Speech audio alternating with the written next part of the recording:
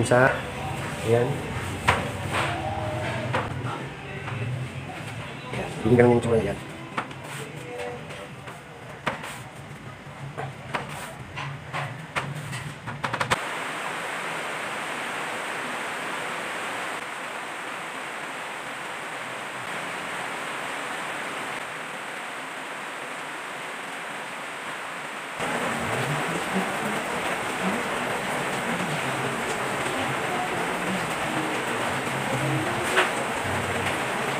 So, isa lang natin sa 200 Celsius ang ating oven.